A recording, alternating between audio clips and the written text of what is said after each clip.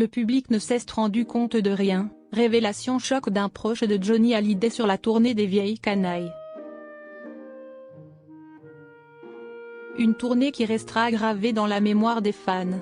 En septembre 2016, lors d'un road trip en moto, Johnny Hallyday apprenait être atteint d'un cancer. Persuadé de s'en sortir, le chanteur avait arrêté de fumer afin de mettre le plus de chance de son côté. Mardi 30 avril 2024, pour Le Point, Sébastien Farran, son dernier manager, a pris la parole.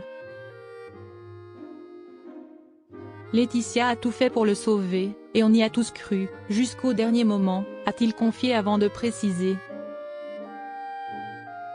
À Los Angeles, les médecins nous ont déclaré qu'il n'y avait plus rien à faire, donc nous avons cherché une deuxième opinion à Paris quelques mois plus tard. Là, le professeur Kayak nous a annoncé qu'il allait essayer d'autres traitements. Sébastien Farran, il a compris qu'il lui faudrait un tabouret sur scène pour continuer. Quelques mois avant sa mort, le chanteur était parti sur les routes avec ses amis Jacques Dutronc et Eddie Mitchell. La tournée des Vieilles Canailles en province était en phase de montage, il n'était pas question d'annuler. Johnny nous a dit, « Si je ne fais pas cette tournée, je vais crever ». Laetitia avait peur, mais elle gérait l'aspect médical de manière très carrée. Cependant, en coulisses, Johnny Hallyday ne s'attendait pas à ce que ce soit aussi difficile.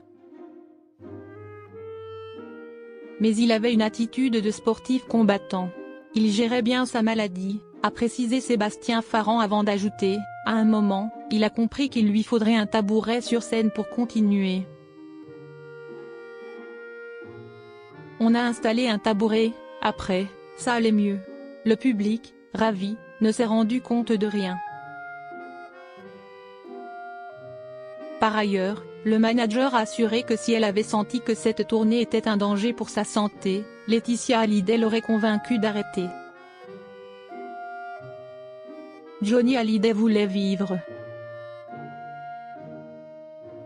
En toute transparence, Sébastien Farran a ajouté, « Il voulait vivre et elle savait lui faire entendre raison. »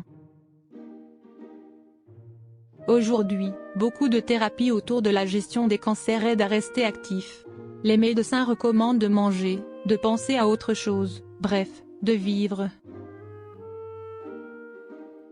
Jeudi 7 novembre 2019, dans les colonnes de Paris Match, le producteur Valérie Zetoun s'était souvenu qu'en juin 2017, la star avait flanché durant un concert à Toulouse et n'avait pas pu faire le rappel. Le public n'a pas compris.